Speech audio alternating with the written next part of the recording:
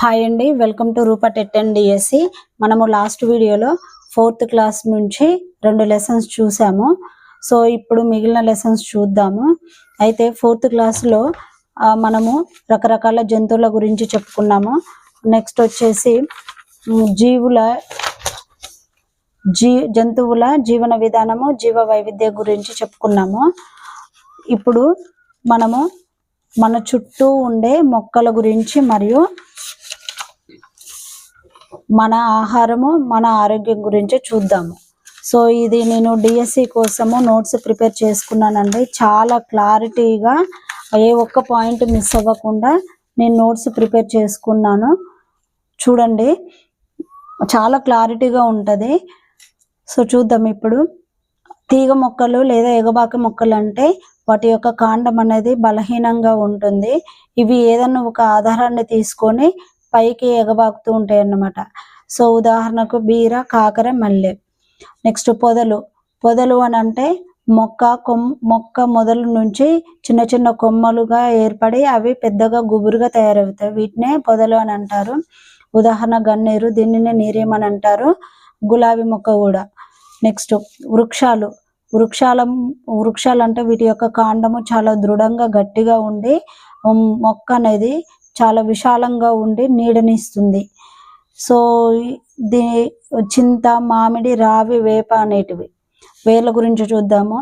వేర్లు మొక్కకు ఆధారాన్ని ఇస్తూ నిటారుగా ఉండడానికి మరియు నీరు, పోషక పదార్థాలను నేల నుంచి గ్రహించి మొక్కకు అందిస్తుంది. కాండాలపై చిన్న చిన్న ముళ్ళులు ఉంటాయి. ముళ్ళులతో పాటు బెరడు కూడా ఉంటుంది. ఈ ముళ్ళు ఉన్న మొక్కలకు ఉదాహరణ తుమ్మ చెట్టును చూడొచ్చు. కాండం అనేది మొక్క నిలబడడానికి కావలసిన బలాన్ని ఇస్తుంది. నెక్స్ట్ పత్రాలలో పత్రహరితము ఉండి ఇది ఆకుపచ్చగా రంగులో ఉంటుంది. ఈ పత్రహరితం అనేది పత్రాల ఆహారం తయారు చేసుకోవడానికి ఉపయోగపడుతుంది. మొక్కకు ఎక్కువ ఆకులుంటే ఎక్కువ ఆహారము లభిస్తుంది. సో మొక్కల ఆహారం అనేది గింజల రూపంలో, కాయల రూపంలో, దుంపల రూపంలో నిల్వ ఉంటుంది. అన్ని జీవులకు ప్రాథమిక శక్తి సూర్యుడు. విత్తనానికి మూలం పువ్వు. ఇప్పుడు ఫర్ ఎగ్జాంపుల్ చూడండి, మీరు ఒక పువ్వు నుంచి విత్తనం వచ్చినాక కొన్ని రోజుల తర్వాత ఆ పువ్వు అనేది వాడిపోయి ఎండిపోయి రాలిపోయినాక తర్వాత విత్తనం మాత్రమే, అంటే కాయ మాత్రమే మిగులుతుంది. సో కొన్ని రకాల పూల నుండి పరిమళ ద్రవ్యాలు కూడా తయారు చేస్తారు.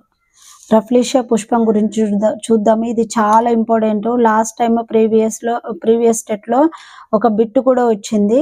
సో ఈ పుష్పం గురించి చూద్దాం. ప్రపంచంలోకెల్లా ఇది అతిపెద్ద పుష్పము. దీని యొక్క వ్యాసం వచ్చేసి 1 మీటర్ ఉంటుంది. దీని యొక్క బరువు 7 నుండి 10 కేజీల వరకు ఉంటుంది. ఇది కుళ్ళిపోయిన మాంసం వాసన వస్తుంది. ఈ వాసన 2 కిలోమీటర్ల వరకు వ్యాపిస్తుంది. ఇలాంటి కొన్ని పెద్ద పుష్పాలు passiflora, bottle brush, bird of paradise. So పూల నుండి ఆహారాన్ని సీతకోచిలుకలు, తేనెటీగలు, తుమ్మెదలు స్వీకరిస్తాయి. వీటి వలన మొక్కలలో పరాగ సంపర్కం కూడా జరుగుతుంది. విత్తనానికి పరిమాణం అనేది ఏముండదు. అంటే మొక్క పరిమాణానికి సంబంధం ఏముండదు. చిన్న విత్తనం అయినా కానీ పెద్ద మొక్క ఏర్పడుతుంది. ఉదాహరణకు మర్రి, కొబ్బరి చూసుకోండి. కొబ్బరిలో పెద్దగా ఉంటుంది విత్తనము. సో పెంకుగల విత్తనాలు కూడా కొన్ని ఉంటాయి. అవి ఆముదము, చింతగింజలు. ఇవి ఎందుకు ఇంత మందంగా ఉంటుంది అంటే ఏ వాతావరణంలోనైనా ఈ విత్తనాలు తట్టుకొని కొన్ని రోజుల తర్వాత మొలకెత్తుతాయి. సో మెత్తన విత్తనం గల మొక్కలు నువ్వులు. విత్తనాలు మొలకెత్తడానికి గాలి, నీరు, ఉష్ణోగ్రత చాలా అవసరము. ఇందులో ఏది తక్కువైనా విత్తనము సరిగా మొలకెత్తదు. సో జంతువు యొక్క కళేబరాలు, రాలిన ఆకులు, జంతు విసర్జితాలు నేలలో గల విచ్ఛిన్నకారులు కుళ్ళిపోయేలా చేసి నేలను సారవంతం చేస్తాయి. వానపామునే రైతు నేస్తం అని కూడా అంటారు. ఇవి నేలలో బొరియలు చేసి నేలను గుల్లగా మార్చి సారవంతం చేస్తాయి. నెక్స్ట్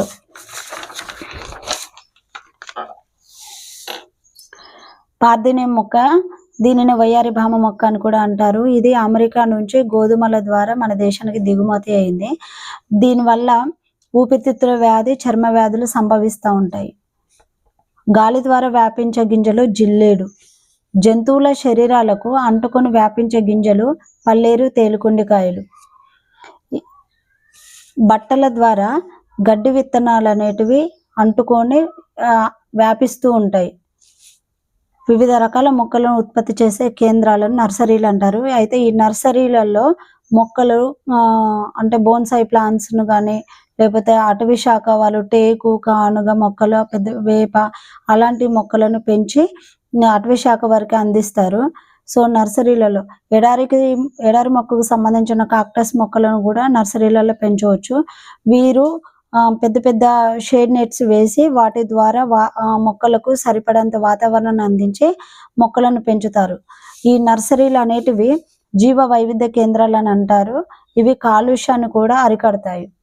నెక్స్ట్ లెసన్ మన ఆహారము మన ఆరోగ్యం. వనభోజనాలు ఏ పండుగ పబ్బము అవసరం లేదు. పాఠశాలలో పిల్లలకు సరైన పోషకాహారం అందించాలని చెప్పింది సుప్రీంకోర్టు.